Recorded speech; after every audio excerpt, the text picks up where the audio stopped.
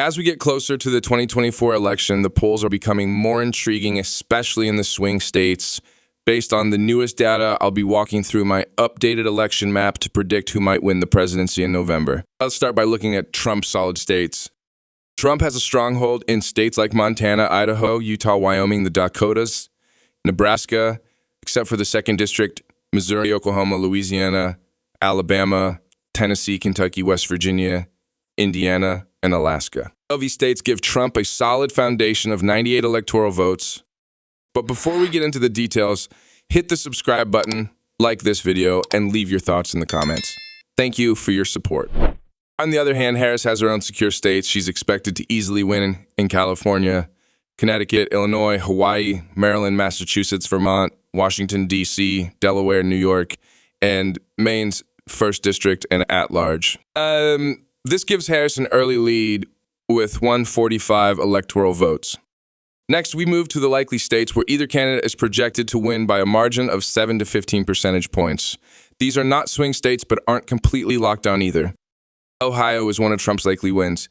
Historically a swing state, it's become more reliably Republican.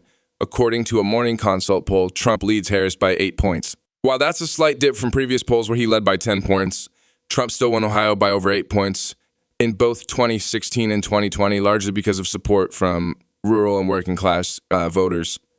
South Carolina is another likely state for Trump, where an Emerson College poll shows him ahead by 14 points. This is consistent with past elections, where he won by similar margins in 2016 and 2020. The state remains solidly Republican, driven by conservative and evangelical voters. Arkansas falls into Trump's likely category as well, with a Hendrick College poll showing a 15-point lead over Harris. The state has backed Republicans for 6 straight elections, and this trend is expected to continue. Texas remains in the likely category for Trump, with a Morning Consult poll showing him leading by 8 points. While Texas has become more competitive due to changing demographics in urban areas like Houston and Dallas, it still leans Republican, and Trump is expected to hold on to it.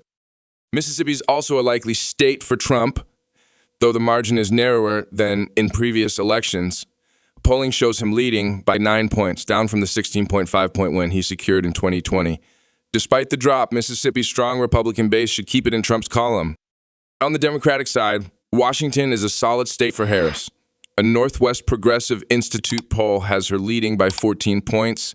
The state has consistently voted Democratic since 2008, especially in urban centers like Seattle, driven by progressive policies. New Hampshire has also moved into the likely category for Harris, solidifying her position in the race.